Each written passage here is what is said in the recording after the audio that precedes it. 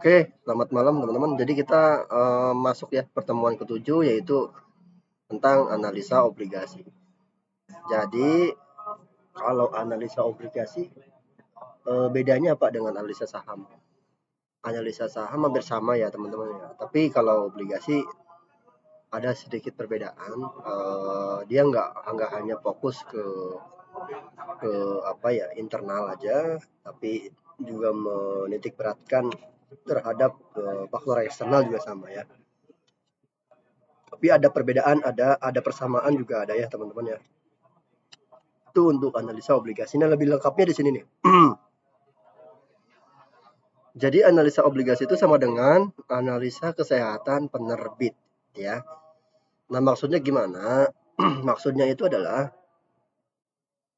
ketika teman-teman menitipkan uang, itu kan obligasi itu ibaratnya kita membeli surat hutang ya. Nah, surat hutang. Nah, surat hutang ini itu kita akan mendapatkan yang namanya kupon atau bunga ya. Maka kita harus melihat kesehatan dari yang menerbitkan uang. Contoh gini sederhananya. Kalau teman-teman minjemin uang ya, ke teman kalian, maka teman-teman juga pasti akan mempertimbangkan etikat baik dari teman kalian ya atau yang akan kita pinjamkan gitu ya. Nah, sama juga ketika kita mau ketika juga bank mau memberikan utangan kepada nasabahnya. Nah, maka bank biasanya akan melihat tingkat kepatuhan dari nasabah tersebut. Karena nggak mau sampai kreditnya itu gagal atau nggak bayar gitu ya teman-teman. Sama juga di kita membeli obligasi, ya kan? Karena kita ngutangin penerbitnya gitu ya. Maka kita harus analisa lah si penerbit itu. Nah, penerbit ini atau yang membutuhkan uang atau membutuhkan utang itu adalah perusahaan. Itu kalau jenisnya perusahaan. Maka kita harus lihat kesehatan dari perusahaan itu sendiri. Contohnya di sini ada BCA, Pegas, BRI, KB ya. Oh, mereka ini sering juga menerbitkan surat utang. Maka kita sebelum beli surat utang tersebut, ya kita analisa dulu. Ataupun teman-teman belinya surat utang negara atau disebut dengan SBN, surat berharga negara ya. Di sini di Indonesia. Ataupun teman-teman mau beli surat utang negara lain. Kita analisa dulu perusahaan itu tersebut ya. Apakah perusahaan negara itu lagi sehat gitu ya, APBN-nya, terus sistem keamanan mereka gimana, ekonomi politik mereka gimana gitu kan. Itu kan jadi faktor utama kita sebagai investor ya untuk menganalisa obligasi gitu. Jadi di sini ada sedikit perbedaan tapi umumnya hampir sama ya, yaitu tingkat kesehatan si penerbit. Jadi kita lihat di sini analisa obligasi itu melihat tingkat kesehatan dari perusahaan maupun negara yang menerbitkan obligasi. Karena kalau kesehatannya atau eh, apa ya perusahaan itu lagi ada masalah, nah ini kemungkinan risiko gagal bayarnya kan tinggi.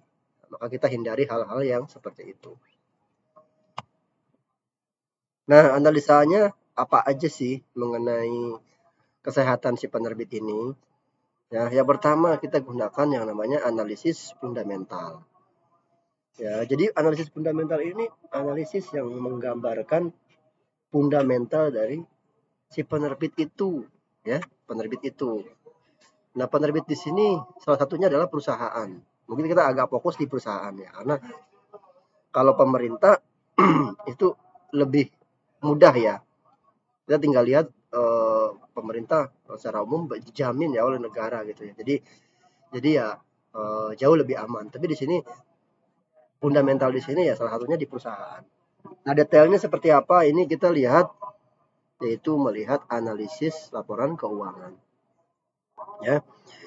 Jadi kalau teman-teman mau analisa obligasi ya Ya, pertama adalah analisa fundamental, yaitu terdiri dari analisa laporan keuangannya. Kita lihat di situ perusahaannya posisinya laba atau rugi. Ketika laba dia labanya berapa, ruginya berapa.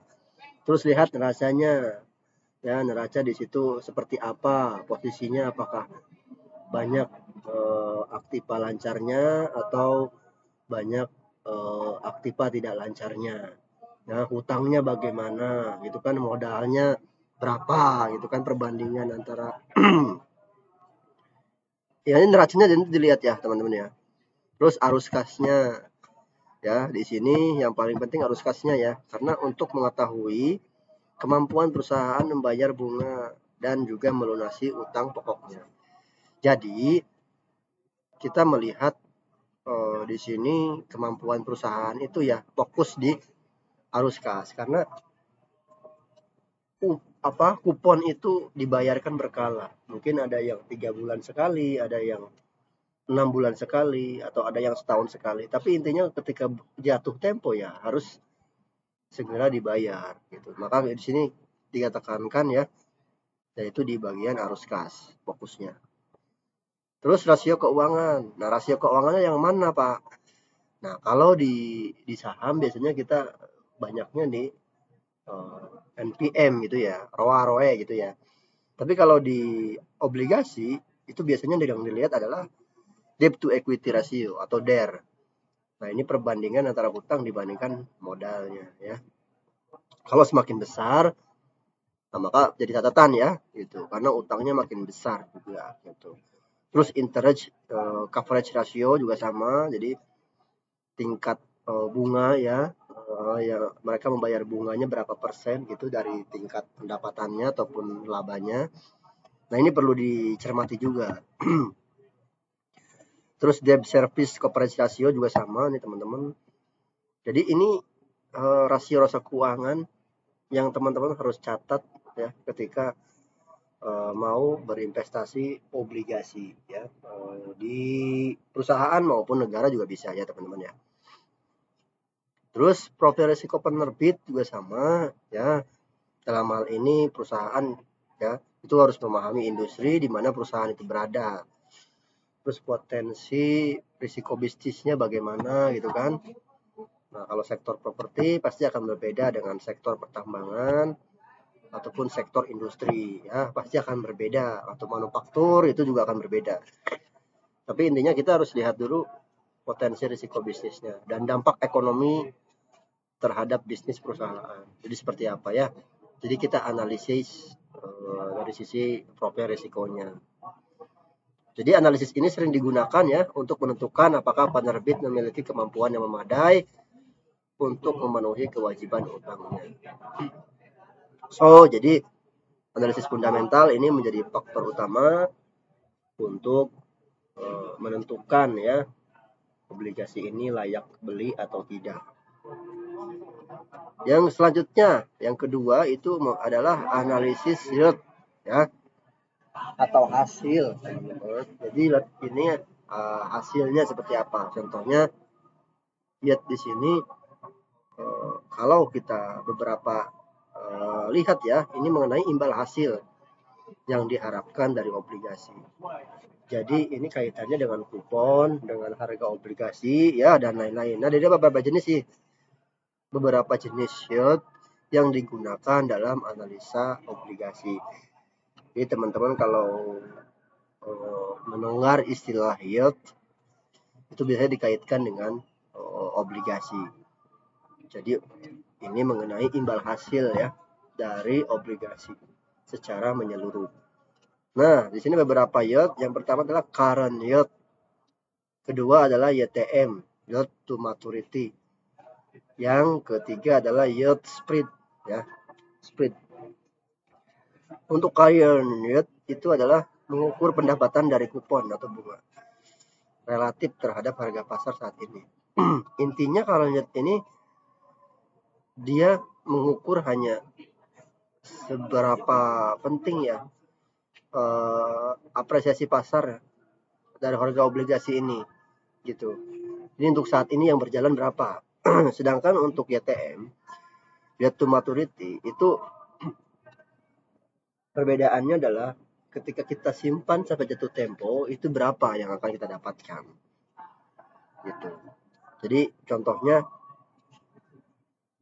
teman-teman pegang obligasi FR yang jatuh temponya masih lama ya, 5 tahun lagi gitu kan.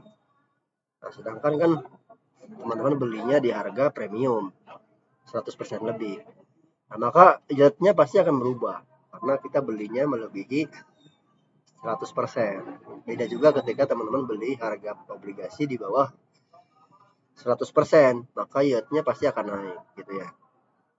Ataupun YTM-nya akan naik gitu. Jadi faktor-faktor itu harga pasar saat ini, nilai nominal obligasi, terus juga jatuh tempo gitu kan. Itu dihitung semua. Tapi di sini yang YTM ini kita hold sampai jatuh tempo. Maka YTM-nya berapa gitu.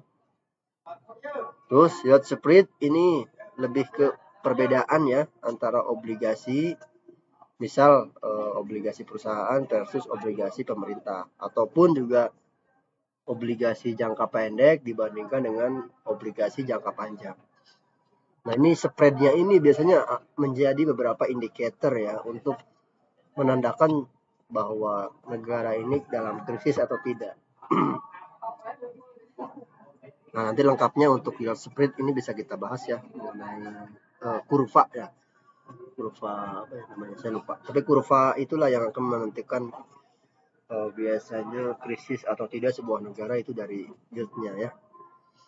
Nah, yield ini adalah indikator utama yang mencerminkan risiko pasar dan likuiditas. Jadi perubahan dalam yield ini memberikan sinyal penting bagi investor. Ya, jelas ya. Jadi artinya ketika yield ini naik ya, ini harga obligasi cenderung turun. Sebaliknya ya, ketika yield-nya ini turun, maka harga obligasi akan naik. Nah, selanjutnya adalah yang ketiga, ini analisa obligasi itu sangat penting untuk melihat yang namanya credit rating dan credit spread ya. Credit rating dan credit spread.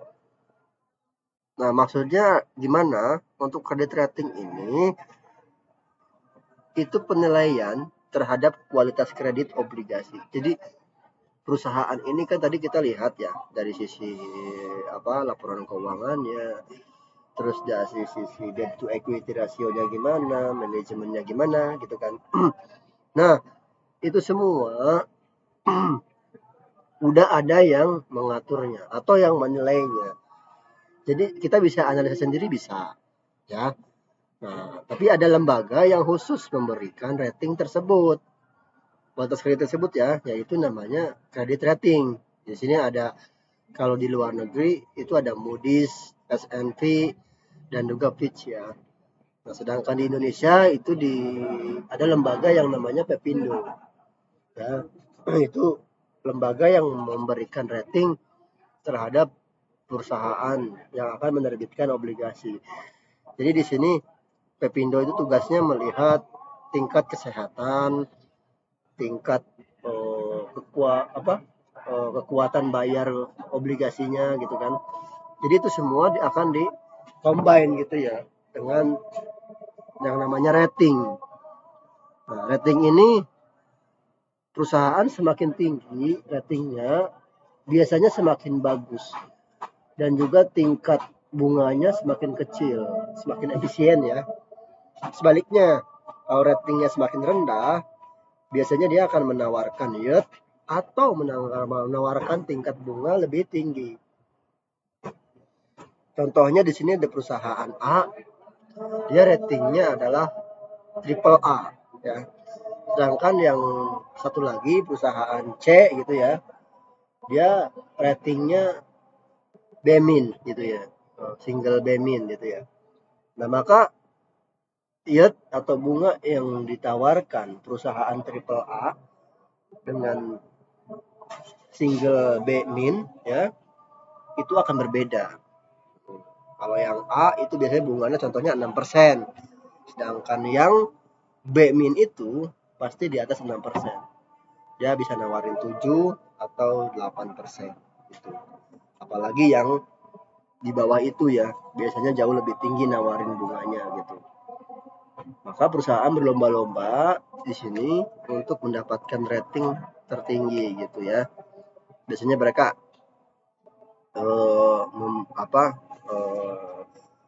kekuatan ya untuk menambahkan kualitas kredit obligasinya akan dijaga karena ini menyangkut dengan rating. Nah, seperti itu. Terus di sini ada credit spread, yaitu spread antara obligasi berisiko dan juga obligasi bebas risiko seperti pemerintah ya. Jadi ada istilah perbedaan ya ataupun selisih antara yield yang dihasilkan oleh pemerintah dengan perusahaan di sini ya. Nah, ini juga menjadi penting ya. Di sini rating dan credit spread ini penting untuk mengukur risiko kredit dan membantu investor mempertimbangkan potensi gagal bayarnya. So, jadi ketika teman-teman mau beli obligasi atau analisa obligasi, kredit rating maupun credit spread ini kita bisa lihat itu ya. Nah, kalau untuk credit spread, kalau semakin lebar jaraknya, ini kemungkinan tingkat kepercayaan masyarakat itu mulai menurun biasanya teman-teman ya. Gitu. Tapi kalau spreadnya udah mendekati sama, itu berarti biasanya ekonominya lagi bagus atau swasta dalam hal ini korporasinya lagi cukup tumbuh gitu ya teman-teman ya. Atau kompetitif lah. Gitu. Nah, yang selanjutnya adalah analisis lingkungan makro. Jadi ini menjadi faktor, kalau tadi mungkin beberapa faktor internal ya, karena mengenai analisa laporan keuangannya, terus rating gitu kan, itu semua internal dari perusahaan ya. Nah sekarang ini lebih ke makro ataupun eksternal dari perusahaan itu. Yang pertama adalah kebijakan suku bunga ya. Jadi sini suku bunga ini sangat berpengaruh terhadap obligasi ya. Ketika suku bunga tinggi ya, ini harga obligasi cenderung turun. Ya. Harga obligasi cenderung turun. Karena logikanya orang lebih tertarik berinvestasi di produk-produk deposito gitu ya teman-teman ya. Sebaliknya, ketika suku bunga udah mulai rendah, maka harga obligasinya akan naik karena lebih menarik yield dari obligasi gitu teman-teman. Jadi untuk saat ini gimana Pak? Saat ini suku bunga kita cukup tinggi, tetapi udah mulai akan turun. Nah, maka biasanya harga obligasi sudah mulai dilirik ya. Investasi obligasi sudah mulai dilirik gitu. Terus yang kedua adalah inflasi ya. Jadi obligasi ini biasanya rentan terhadap inflasi. Ya, karena inflasi inilah yang akan mengurangi nilai real dari pembayaran kupon di masa depan. Artinya apa? Artinya inflasi ini musuh utama dari investasi ya. Kalau inflasinya tinggi, nah ini akan menggerus nilai investasi kita. Itu. Maka inflasi ini baiknya stabil ya di kisaran 2-3% gitu. Nah, kalau di antara itu masih cukup tolerir ya teman-teman ya. Nah ini juga perlu dijaga inflasi ini ya teman-teman ya. Kita lihat beberapa negara dengan inflasi yang tinggi, maka bunga yang ditawarkan ya atau kupon yang ditawarkan itu biasanya lebih tinggi dari inflasinya. Jadi analisis lingkungan ini membantu dalam mengantisipasi perubahan harga obligasi di masa depan ya disebabkan oleh fluktuasi ekonomi. Artinya semakin bagus suku bunga dan inflasinya, biasanya harga obligasinya akan naik gitu. Orang lebih tertarik untuk investasi obligasi. Sebaliknya ketika indikator makro ini seperti suku bunga dan inflasinya lagi tinggi, orang akan menjual ya obligasi tersebut gitu. Simpulan teman-teman ya, dengan cara menggabungkan metode-metode ini memungkinkan analisis yang komprehensif dan membantu investor kita ini ya untuk membuat keputusan yang lebih baik.